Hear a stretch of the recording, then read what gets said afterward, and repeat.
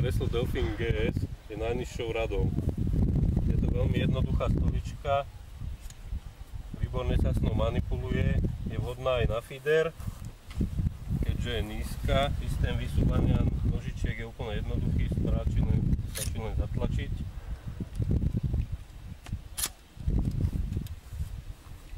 Stolička sa jednoducho balí.